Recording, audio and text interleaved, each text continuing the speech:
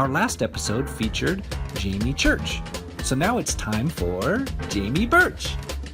I'm always amazed at the stories hidden within people, and this guy's got some. How does a person go from doing a little work here and a little work there to landing multiple national and international contracts? Would you believe me if I told you it has something to do with golf? If you've been in just about any restaurant in town, you've seen Jamie's work. If you've been in any Outback restaurant in the world, you've seen Jamie's work. If you've been to a Rainforest Cafe, you've seen Jamie's work, and the list goes on and on. I want to know where this guy came from, how he ended up in Farmington, and how the heck did he end up with all these contracts? There's something to be said about learning a skill, becoming good at it, putting yourself out there socially, and delivering quality work. It's a simple thing, but we sometimes need to remind ourselves of this. It's hard to nail Jamie down to a particular day and time because he stays way too busy. He can't sit still and his calendar's always booked. I've caught him on his first day off since May. I think he deserves a cup of coffee. Want to see how it goes? Come along for the ride in Ken's Think Tank. Ken's Think Tank is made possible by the following sponsors. Trattoria di Bernardoni is Farmington's authentic Italian restaurant. Rooted deep in Italian history, the Bernardoni family makes food that loves you back. Drop in, tell them you saw this video, and enter to win a $25 gift card. A new winner every month until October 2019. From the moment you walk into the Cave Men's Grooming, you understand this is no average barbershop. This is a place for men and their grooming needs. In a world full of guys, be a man. Drop by the Cave Men's Grooming and join the revolution. 505 Motorsports in Farmington is awesome. They sell vehicles of all makes and models, as well as four-wheelers, motorcycles, boats, RVs, and more. They even offer in-house financing and co-signment. So how you been, man? I've been busy. Yeah. You know, for 25 years, I basically worked for myself, just by myself, right? So, got lucky, got that Outback Steakhouse contract in 2003, and now what were you doing? So what I specialized. What were you doing with Outback? Okay, what I do is, at that point of my career, I specialized in epoxy resin. Okay. So we were coming from Las Vegas from a trade show for nightclub and restaurant. Yeah. Trade show. So my wife's from here. So we stopped here and she wanted to see her family. So I went out as an individual to golf. Yeah. And they paired me up with the proprietor of the Outback. Nice. And so we started talking and he's like, so what do you do? And I told him, he got this big old look on his face like, how fast can you do my bar? And I said, why? He said, my boss told me to do it 2 months ago and he's coming into town in 2 days. So I had epoxy, so I poured his bar top out, poured a couple tables in the bar area to show him what they look like.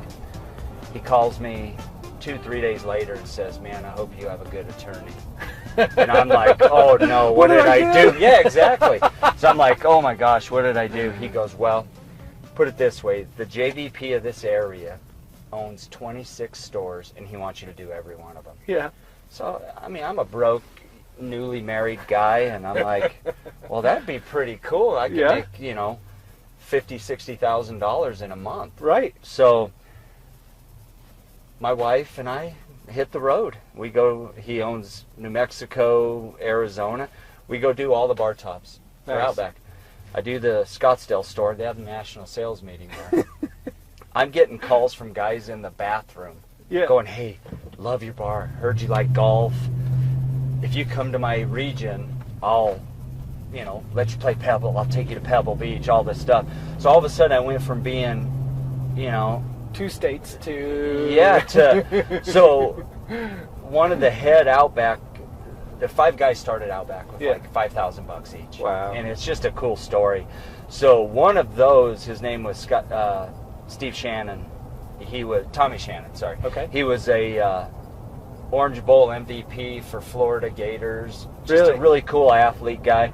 Well, he owns 110 stores in California. So it's winter time. He's like, hey, I'll give you all 110 stores and I'll pay you every Friday wherever you're at. done deal. So we just took off and lived in hotels and stuff for, a year plus. Then corporate Outback called me and said, hey, we need to sit down and let's talk about doing every store, all the bars, all the tables, everything. So for 15 years or close to that, that's all I did. Yeah. And I've been in every Outback in the world. Yeah. When I left doing it, at that point, I've been to every Outback in the world. Wow. And it's kind of photographic memory. Somebody will say, hey, what is Wheaton, Illinois, or wherever, what's it look like? And I could seriously look at it and go, oh, I remember that store. Well, so I was doing it by myself, and Outback called and said, hey, you do great work, but people want you faster. Yeah. So my younger brother got a degree in accounting. My older brother's the top salesman for Bell Systems at the phone company, at the time, Quest. So I lured both of them in. So then they both started helping me do this epoxy thing. So we're all over just, fishing during the day, working at night, having a really good time. And then my wife is like, hey, you could hire my younger brother, and really good worker, and things were just going great, you know. So, and then Landry's came calling, and, it's just one of those things where I went from really not knowing what I was going to do with my life to kind of like, I was the resin guy, where people were calling me from New York to pour, crazy bars. Like the Playboy Mansion design calls, hey, can you come pour a bar top? So most of my really cool jobs that I really truly love are epoxy based, and we're driving to the new Durango Joe's, and if you go inside there's a 200-year-old slab beam from the guy that works for me. Their homestead, 200 years old. Oh, wow. He pulled this out of a barn, and it was just so cool looking, but it was rough and it wouldn't work for a table. Yeah. So I just built like a big cake pan mold, and we watch that curve. I hit it numerous times when we were building this. So we built a mold and poured the epoxy in there, and it was came out beautiful. So and it's one of those things where something I've done a million times in my life, I learn different tricks every time I pour it. Yeah. So we poured some epoxy at down the rabbit hole, the new bar in Durango. Right. And we did antique gold flake, and just beautiful. And I was wow. I've done probably 3,000 bars in my life and a couple 100,000 tables. Yeah. And I still learn something new every time I do it. How are you today? So a new venture I have is I go back east and buy slabs of wood. Right. Walnut, pecan, exotic hardwoods. So I built a wood kiln in my shop. Yeah. And we dry them here, and we make live edge dining room tables like in Durango Joe's. They're real thick with the bark on them and everything. So, I've been waiting to get all these projects done so I could start my furniture line that I have. And I have a furniture company who's basically signed a deal. They'll buy all my furniture.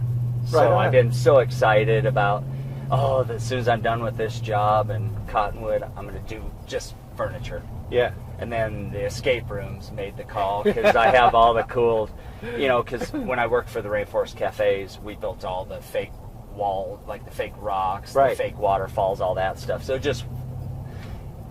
got really excited. So my wife is like, I thought you didn't want to do anything. And maybe that's just being the artist in me. You get a challenge, and you get, and the family doing, the man and wife doing the escapology is a really good guy. He mentors youth, and it just seems like I'm getting better based on the people that are entering my life through work, like Martin. A couple times I hear people say, well, geez, how did you get Outback? How'd you get Rainforest Cafe? And people think Outback's great. Landry's Corporation is huge. Tillman Fertitta, he owns the Golden Nuggets. Wow. And to have somebody come up to you, who I didn't even know who he was. Somebody just called me and said, hey, a bunch of epoxy got trashed, and we heard you're the best epoxy guy in the country. And I'm like, wow, that's kind of cool. Can you fly to Denver? I said, matter of fact, I'm in Denver right now.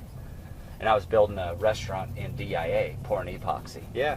So they go, there's a guy there, he'll meet you at the downtown aquarium, on I-25 across from the football stadium. Right. And can you pour a table for him? Like, me pouring one epoxy table takes me like 3 minutes. Right. So I walk in, this guy's shorts, flip-flops, shakes my hand. Well, come to find out, it's Tillman Fertitta, and if you know the last name, he owned the UFC. He owned, multi. So, Yeah. And I have no idea He's who just I'm some talking dude to. in flip-flops. Yeah, flip-flops. So he's like, hey, I got a place down in Houston I bought for my kids called Kima, Texas. It's like a carnival rides, and Okay. it was just dead after the oil collapse. Yeah. Nothing. He bought the whole area and put all of his restaurant concepts in there. Yeah. Built roller coasters, and same in Galveston. Really? So it's like I got really lucky. Yeah. I found something just pouring epoxy that a lot of people want to do. Right. And don't know how. And Right. to me, it's like, if you're a bank teller, whatever you Right. do, and like I look at left-handed baseball swings, and I'm like, oh, that looks so cool. Because it's Right. it's not it's not natural. Right. Yeah. So, I just, got lucky and started pouring tons of epoxy. Yeah. And met some really cool people. And Didn't you have something end up in a casino in Vegas or something like that? oh yeah, That's the along that line? Cosmopolitan. Yeah. If you go into, it's called the Chandelier Bar, was one of them. So we did a really cool, and that's at the time because epoxy was my niche. Right. And when the Cosmopolitan was first being built, it was privately held, like a corporation. Well, they defaulted or couldn't get it done on the loan. So it sat vacant for a long time. Okay. Well, I get a call like at 6 in the morning, middle of the summer, and it's a bank. And they're like, we're taking over Cosmopolitan, and we have your number down as a contact Yeah. for this. So I tell them, yeah, when can you come back and start up again? So Really? we went there and, did this really high-end bar. And it had been my first real exclusive job. Right. Cosmopolitan, like you go in there now and it's still really nice. Yeah. The bar still looks good.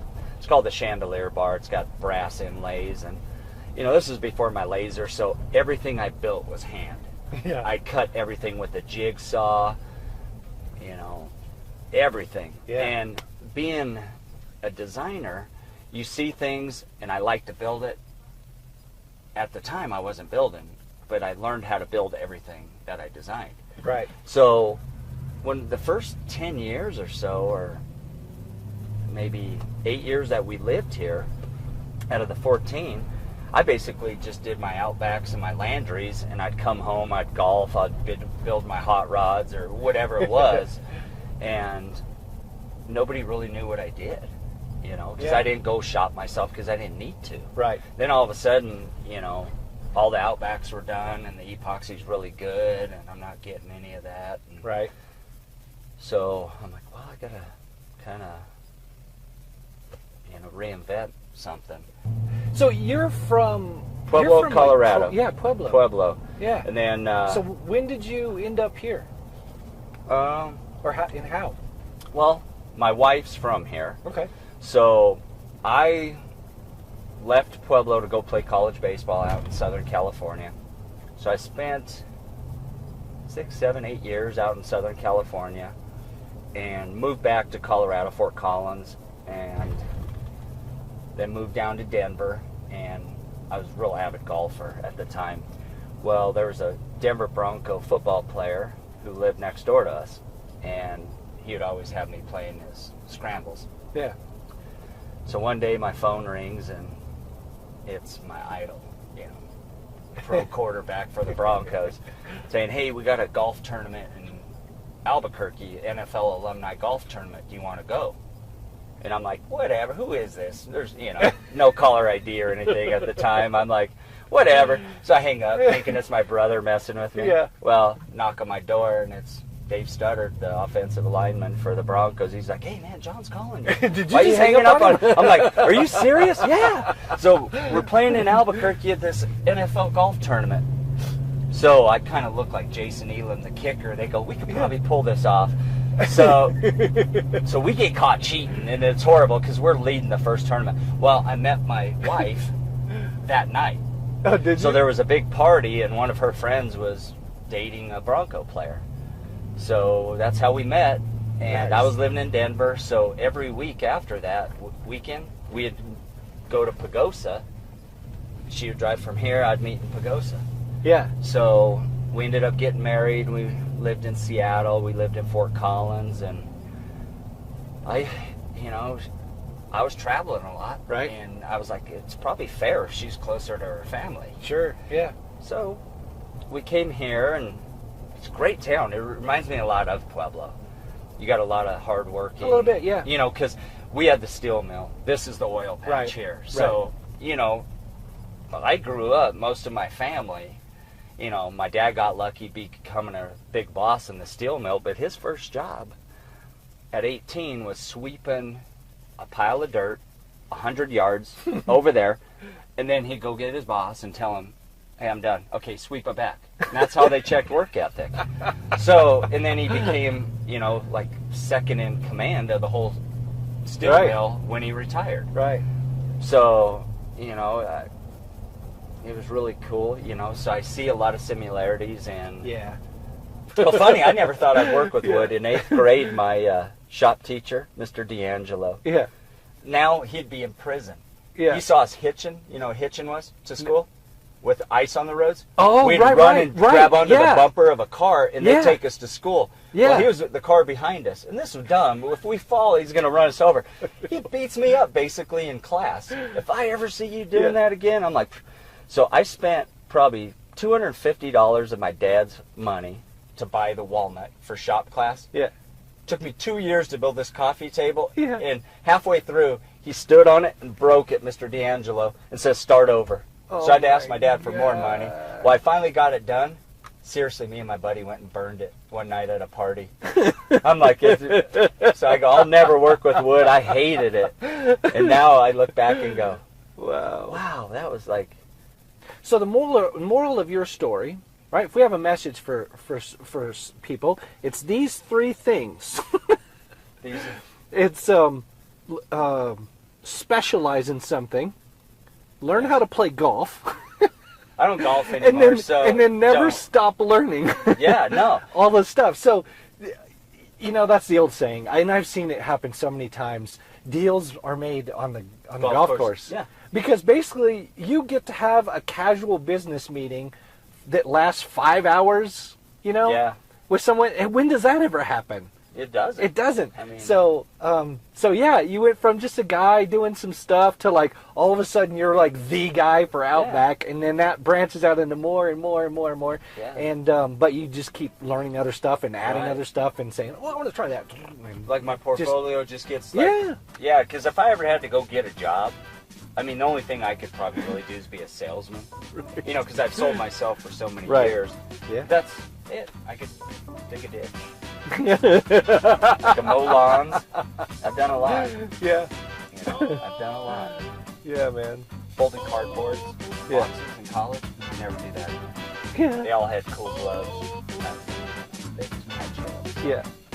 So it's been fun, man. Thank you. All right. Thanks a Yeah, lot. it was fun. Yeah. That's kind of my path to work. Yeah. It's nice to talk and not have to look. You're Yeah. a good driver, dude, multitasker, so. Say it out louder, because there are many people out there that would disagree with you. Yeah.